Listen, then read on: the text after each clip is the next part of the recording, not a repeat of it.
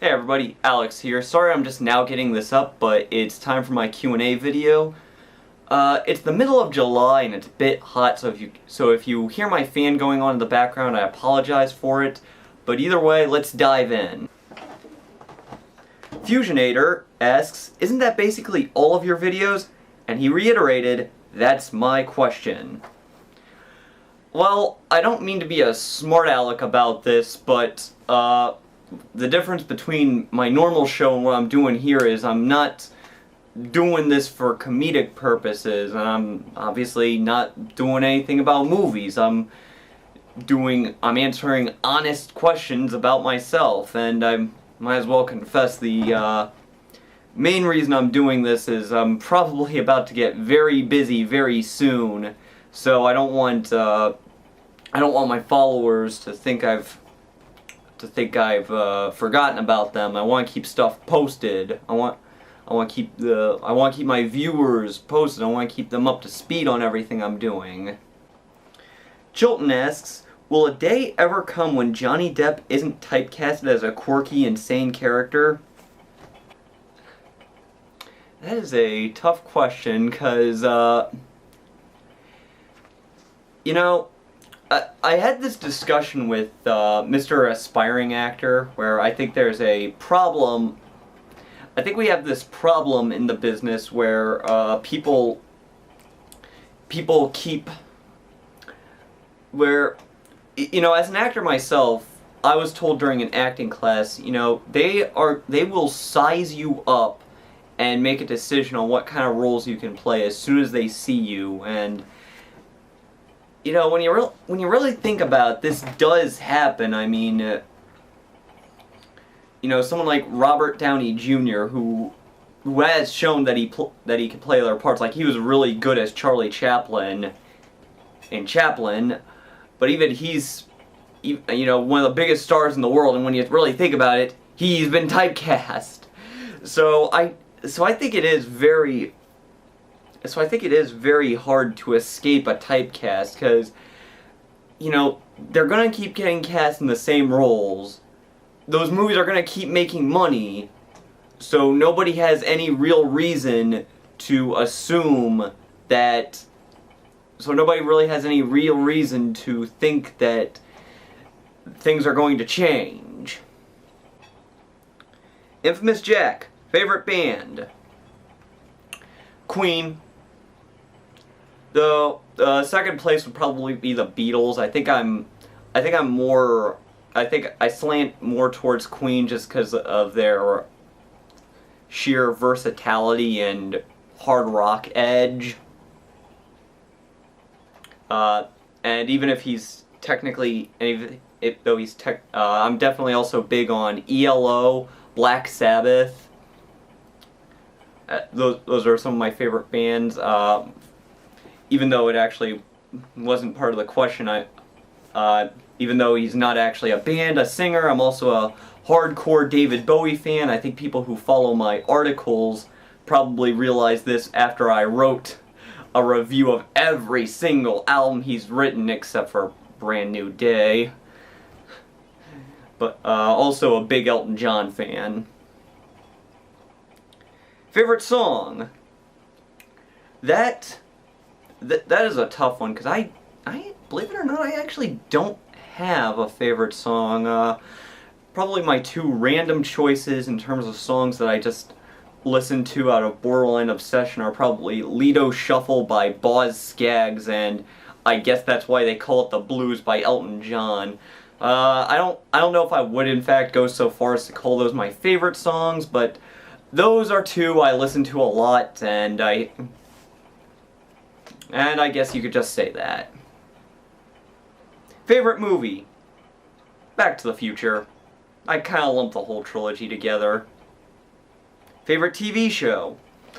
Well, even though I kind of stopped watching when I was in college, which was, well, specifically I stopped watching about 4 years ago, my legacy choice would probably be The Simpsons, because, yeah, the quality may have dipped. I've heard they've gotten better. Again, haven't watched in 2009, or haven't watched since 2009, so I can't verify. But when the show was good. It was good. As for what's currently on TV, I would probably pick Breaking Bad. That's about to not be on TV anymore, so so my other choice would probably for my other choice for favorite show that's actually on TV would probably be It's Always Sunny in Philadelphia, though that's probably lower. I do love that show, but I'd probably rank it a little bit below some of my other favorites like Black Ater and Batman the Animated Series. Movie Fan 12 asked, other than the DeLorean, what is the coolest prop from the Back to the Future trilogy? This might be considered as much of a foregone conclusion as the DeLorean, but I'd probably go with the hoverboard, because it's like, who wouldn't want one of those? I mean, it's a hoverboard. You got like something that functions as a skateboard, and I'm not even a skateboarding enthusiast that hovers. And here's the thing. It's a pink Barbie brand hoverboard, and it still seems that cool. Favorite Back to the Future moment? I actually wrote another article about this. This does seem like another foregone conclusion, but I'd probably go with the actual Return to the Future just because that was a big edge of your seat moment. You had concurrent action with Doc trying to, Marty trying to reach the wire where the lightning bolt was going to hit, and you had Doc making sure that all the wires were connected so the lightning bolt actually would connect. Combined with the fact that I really love Doc's celebration with the kind of understated use of the theme, or I wouldn't say understated, more of a softer version of the theme playing. For my runners-up, I would pick incidentally the preceding scene, the Johnny Be Good part, just because of how ridiculously funny that is. Not to mention the fact that generally speaking, good song numbers are always a good choice. And my other runner-up would be from Part 2, when Marty sees the Jaws thing come after him and he flips out and he just composes himself. He's like, shark still looks fake. Big Black Hat Man asked, what would be your ultimate Big Black Hat Man asked, what would be your ultimate achievement as someone interested in doing TV and film? Well, my ultimate achievement right now, at least, is to get something made. Like, I've written dozens of scripts. I've written feature film scripts. I've written short stories. Some of my short stories are up on Manic Expression. I've written dozens of episodes for a TV show, and that's actually why I'm about to go on hiatus. That's why I don't want to say I'm about to go on hiatus, but that's the reason I'm actually about to be very, very busy, because I'm actually trying to get my pilot for said TV show made, and as you could probably imagine, that's going to be my numero uno priority. But like I said before, I am still hoping to put stuff out there. Who is your favorite director? I suppose it's technically cheating combining them, but they do work together. I would say, in terms of who I still get excited about seeing, and who has done the most consistently good film work, this should probably be no surprise since I talked about them so much in my favorite movies list, but I would probably go with the Coen brothers, just because, like I said, their work is just so consistently solid.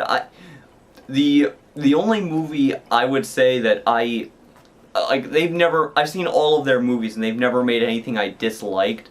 The closest, they did kind of have like a wilderness year, was in the mid-2000s, where they made intolerable cruelty.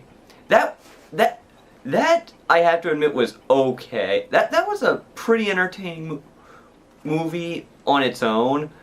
But when you consider that they made Raising Arizona, Big Lebowski, stuff like that, you can see why it might be considered a bit of a disappointment. And in terms of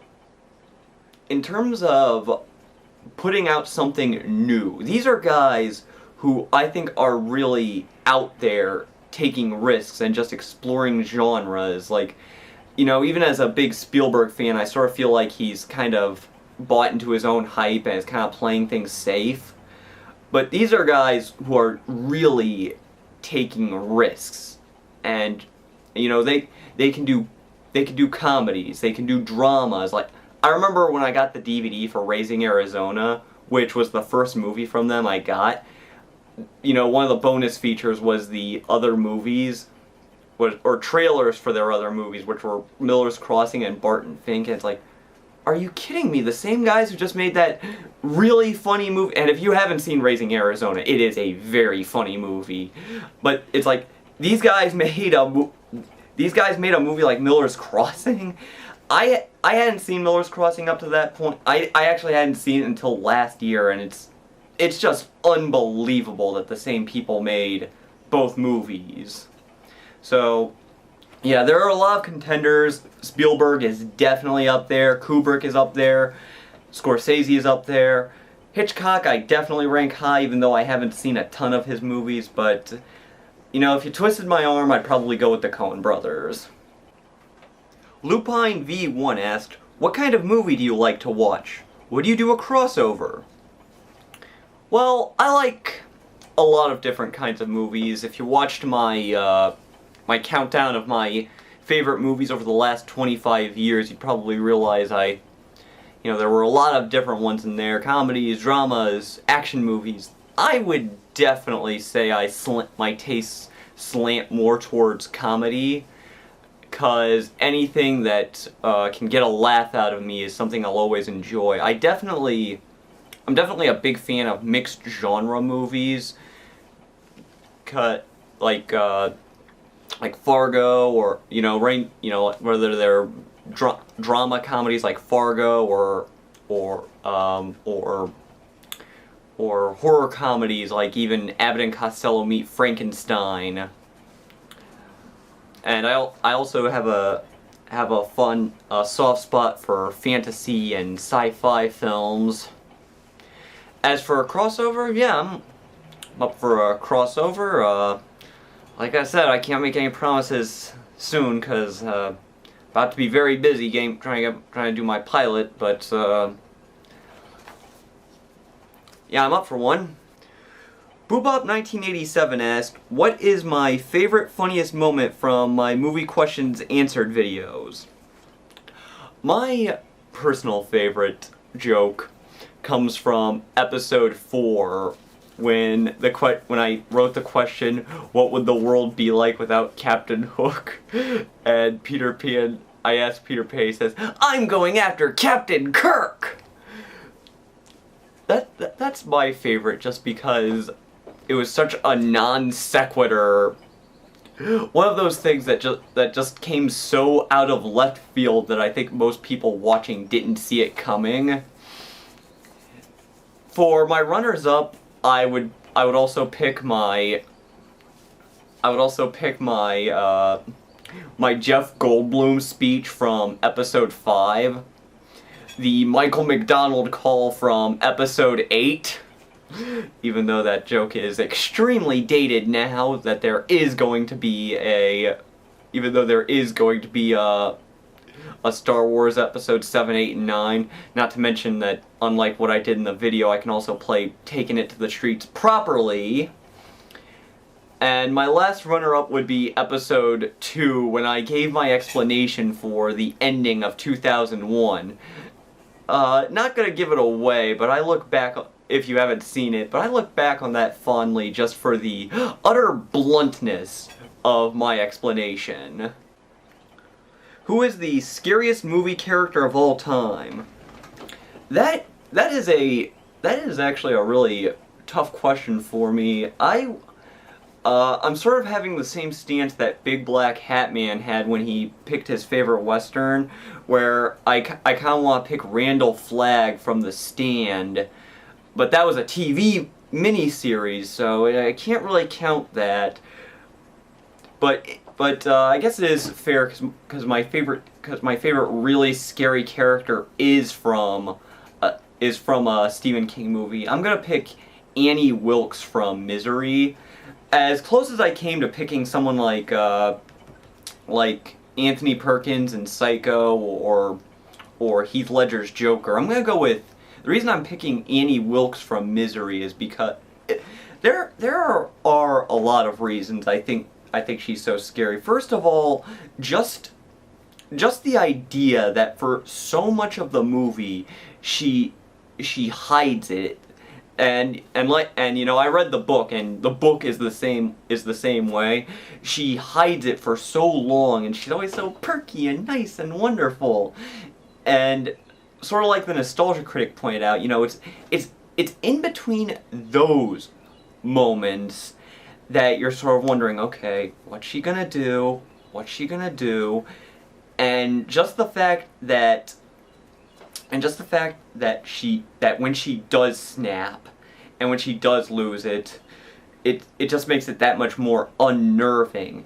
And when she does something, like when she hobbles James Caan, it's really just so scary because, you know, this is one of those times where you think she would be yelling, but no, she's being so soft and comforting, almost like she really thinks she's doing a good thing. And to me, that's one of the truly scary things, when someone is doing harm and they really think they're doing the right thing. Not to mention the fact that, you know, I had this discussion with a teacher of mine. You know, he said one of the reasons Hannibal Lecter is one of his favorite characters, mine too, but, you know, there is something scary about the fact that there's something a lot scarier about someone who can blend into a crowd. Because you really get this idea that someone like this could be anyone and anywhere. Les asked, who would you like to quote the most? In terms of actual people, I'd probably say I've quoted, there's a Harry S. Truman quote I always like to use, namely that he once said, in response to the frequent cry, "Give him hell, Harry," he once retorted, "I never give anyone hell, I just tell the truth and some people think that's hell." It's one of my favorite quotes. Another quote I like to use a lot is when Mark Twain once said that the difference between the right word and the almost right word is like the difference between lightning and a lightning bug. In terms of what I do quote the most, it would actually probably be movies and TV. Definitely The Simpsons. I quote Simpsons all the time. In terms of movies, I would say the top 5 movies I quoted the most are probably Back to the Future, Ghostbusters, Tim Burton's Batman, Big Lebowski, and Weekend at Bernie's. Who's your best impression? This is another tough one just because I have to speak for, like, third party, though. Though in terms of third party confirmation, my Sean Connery impression is definitely up there, though it's more accurate to say I impersonate Daryl Hammond impersonating Sean Connery, but that's definitely a popular one. Ah, rough! Just the way your mother likes it, Trebek. We named the dog Indiana. Incidentally, that's also how I do my Bane impression. Oh, gonna need a good Sean Connery quote.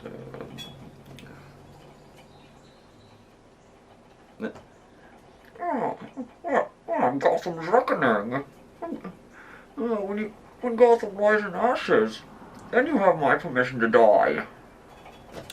I've also been told, one, I haven't flaunted as much, largely because I can't really think of a good time for it, is I've been told I do a spot-on Mitch Hedberg impression.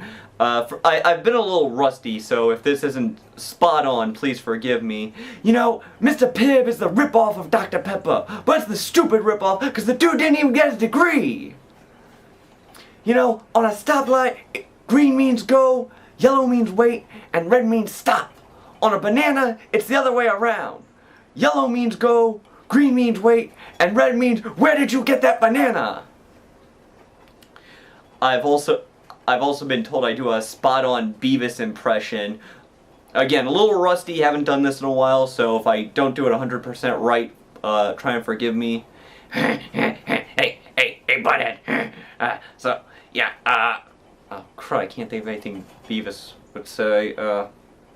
Really should have thought ahead when I did this. Yeah, this is my, Beavis impression. Yeah, 'cause Lemmy rules. Yeah. Who's your favorite actor? It's sort of a tie, and narrowing down to one is always sort of a tough one for me. I'd probably pick either Robert De Niro or Jack Nicholson. Robert De Niro is just someone who, and this is probably, again, not a big surprise because I've written about both of these guys, impersonated both of these guys, but with De Niro, just the way he absorbs himself into the roles he plays. Like, I mean, not just the fact that he disappears into them, but just the way he, I mean, like I read that when he made The Untouchables, he actually insisted on wearing the same silk underwear that Al Capone really wore. And I remember once joking that it's a good thing he didn't get cast in Scorsese's Last Temptation of Christ, because I shudder to think of what he would have done if he actually did appear in that instead of Willem Dafoe. But you know, with Travis Bickle, here's someone who you know, one of my favorite movies and one of my favorite performances. This is someone who has so many faces to his personality. You know, he's very quiet, he's very reserved in the beginning of the movie, then towards the end of the movie he becomes very, you know, it's just this slow burn as he becomes more and more dangerous and violent and scary. And with Jack Nicholson, it's just his unbridled charisma, and I find there to be a lot more subtle. He manages to be both so over the top in the way he delivers things, but at the same time he does have a lot of subtleties in his gestures and his facial expressions. And I finally saw Terms of Endearment earlier this year, and I see that why that is one of the big three in terms of his Oscar performances, because he just showed off so many faces of his personality. You know, in one scene he's really being that typical Jack Nicholson, audacious, obnoxious, but there's a scene where he approaches Shirley MacLaine for a date, and he's actually being very quiet and subdued, a little more humble. But in the same scene, she annoys him, and he's back to the anger and aggression. For some of my, also, and even though a lot of people, including myself, really enjoy him doing the thing where he's sort of playing the snarky, smart-alecky, grinning character, he really has shown that he knows how to put on different performances. Like The Pledge, he just disappeared into that role, and for someone who's obviously got a lot of spring in his step, he really just gave the impression, both physically and emotionally, that he was this broken down cop. As for runners-up, I think most people know by now how much I gush over Michael J. Fox, and you know, most people do agree he's such a nice guy, and you know, I feel like the Parkinson's factor has really, has not just, aside from the reason he retired, also the fact that sadly that's going to be the thing he's going to be known for. But if you look past that, he really was such a good actor. and you know, he was so funny and charismatic and likable. Another one, and this is probably going to come as no surprise to most people, huge Bill Murray fan. Someone who, you know, he can be sort of the classic old school comedian who just has a quick quip just has a bottomless pit of one-liners, but he can also be very soft and very reserved. I think Groundhog Day is the movie that really shows that off, where you see both faces of him. Favorite actress? Never mind. LOL. Gosh, I can't imagine why this question came up. Aside from the fact that I anticipated several more questions about this particular subject, might as well address the elephant in the room. I think most people know by now. Yes, he's talking about my one true love, Zooey Deschanel. Yes, big fan, not going to deny it, guilty as charged. Sadly, I think she's been sidled with. Sadly, I don't think she's gotten the best projects out there. You know, I mean, how many times can you really hold it against these people? You know, it's not like Woody Allen or Adam Sandler where she's really responsible for these movies. I mean, you know, Happening, come on. M. Night Shyamalan still had some credibility when he made that. Really wish she'd get better projects out there. I've sat through more than one. I've sat through more than one dud just because she was in it. I might as well confess, after years of avoiding such practices. Though in terms of actresses, I genuinely do. In terms of actresses, who I think have gotten best projects out there, I'm kind of crossed between one of my initial reactions is Jodie Foster, who I am definitely a big fan of, terrific actress. It occurred to me I've only seen her in 4 movies. And I'm recording this the night after I finally saw Contact, and that's the movie that made it number 4. It had only been 3 up to that point. Definitely a great actress. Definitely a great actress. Someone who can really disappear into a part, and someone who also she always has a lot of strength. Between Contact and The Silence of the Lambs, she really is good at showing strength in performances. In terms of Frances McDormand is someone who's also very high on the list, someone who she just disappears into roles. And I think like she is someone who I really believe that you know, I'm not just watching Frances McDormand play a part. I really believe I'm watching this part. Oh yeah, going back to the previous question, I hate to do this, but Dustin Hoffman is someone else who's definitely up there for the exact same reason. So kind of put him in that list of runners up. But getting back to the point, though, in terms of my genuine favorite actress on sheer ability, I would have to go with Katharine Hepburn. Just because she had so much energy, she was so charismatic, and she could just excite and be entertaining and be funny, and she wasn't just funny and exciting, she could do dramatic work as well. My favorite movie she was in is probably Bringing Up Baby. Very, very funny movie. The scene at the end that always cracks me up is when she thinks she's got the right tiger. Oh, I shouldn't even say that. That's kind of a spoiler, but oh, that is such a funny movie. And she's, you know, she won 4 Oscars, which is still the record. You know, she's trumped, you know, Daniel Day-Lewis, Jack Nicholson, De Niro, Meryl Streep. She's gotten them all trounced. in terms of winning Oscars, and I honestly think Katharine Hepburn deserved it because she was that good of an actress and that entertaining. Jim Beavon asked, Princess Bubblegum or Marceline? I'm going to come right now and apologize if there were any mispronunciations in there.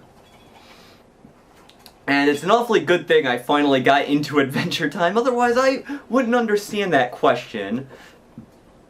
Excuse me. But I'd probably go with Marceline just because as the Maven of the Eventide pointed out, there's something about her where she's not just an entertaining character, but she's also perceived as the cool character. And I think that definitely gives her a lot of extra dimension where she's not just funny and entertaining, but she's also viewed as the cool one of the group. The man with no chin asked, Nice head, can I have it?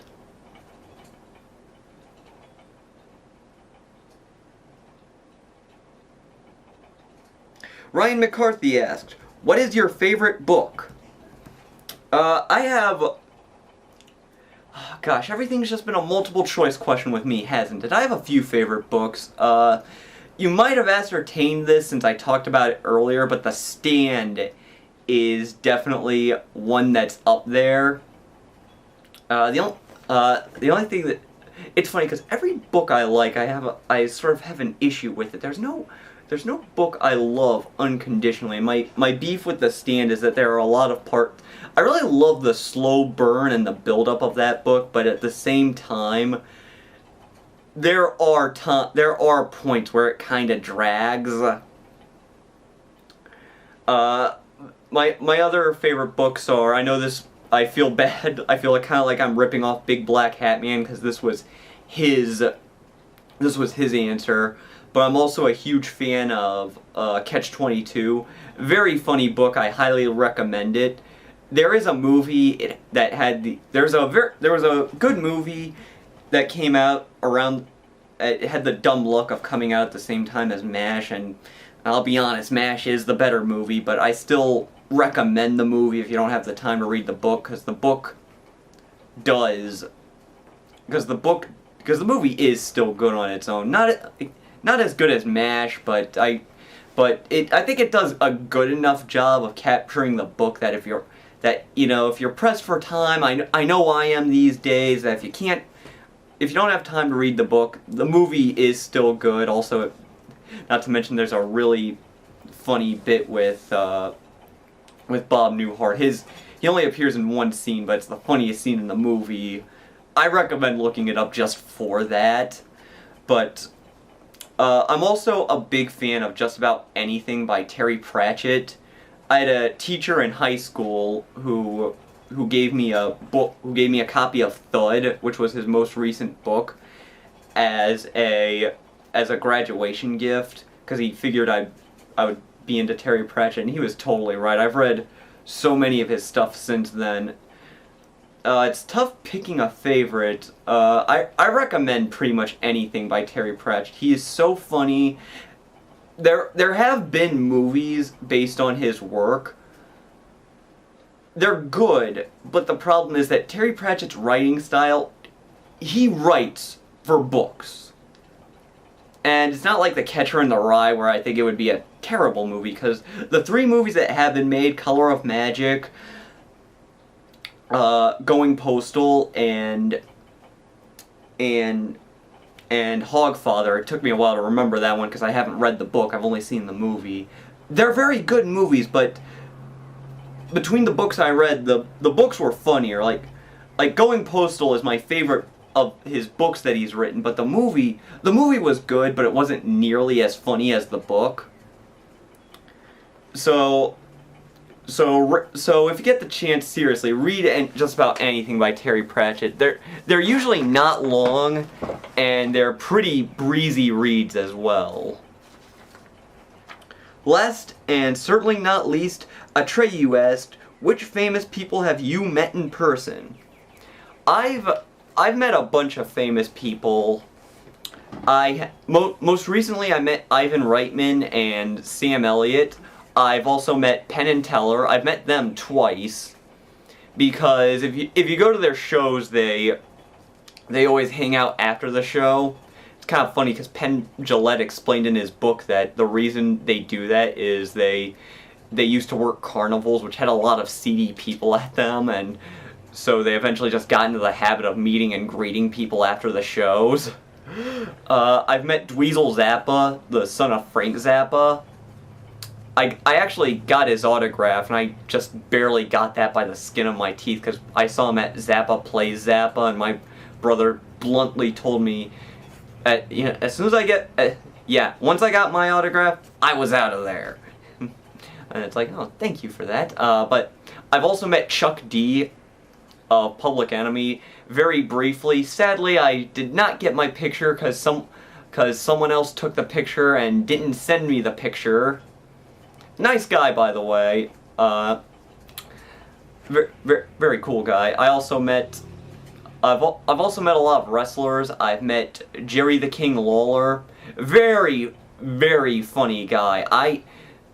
If you think he's just that annoying mouthpiece on TV, you don't know just how funny, and he's also such an unbelievably nice guy. Like, believe it or not, I watched Man on the Moon before I met him, and it wasn't even in preparation. I watched it, then found out he was coming to an Akron Arrows game. I told him I watched that, and he's like, oh, so you're the one who watched that movie. Very nice guy, very funny. I also met Jerry Lynn at a Ring of Honor event when he was Ring of Honor World Champion at the time, and probably the Big Kahuna just because he's one of my all-time favorites. I've read 3 out of the 4 books he's written. No doubt about it, he's one of my absolute favorites. I met Mick Foley. I wrote about that too because he was doing a stand-up show in Cleveland. My brother and I decided to go for the gold and get the meet and greet tickets. And as I alluded at, that's obviously I flaunted my picture in my most recent video, and I was also flaunting the autograph I got from him. Those are where they came from. I must also talk about the one that's forever dogging me. When Michael J. Fox spoke, I've written about this, so some of you know what I'm talking about. When Michael J. Fox spoke at Akron, and he actually was signing autographs and meeting people afterwards, but he was still on his way out. I was always just one step behind. I got my picture of him, not with him, but of him. And that was the best I got, though his wife, Tracy Poland, did try to give me someone else's pen. It was the closest I came to meeting my idol. It's kind of funny showing my picture of him to people out of context, because a lot of people actually thought it was a picture of yours truly. It's kind of funny. I showed it to a friend of mine the next day, and she was like, "What were you doing?" I showed it to my cousin, and she thought it was a picture of me.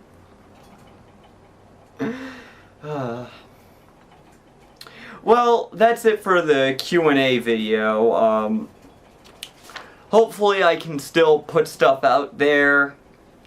I make no promises, because I'm going to be very busy over the next couple of weeks, but until then,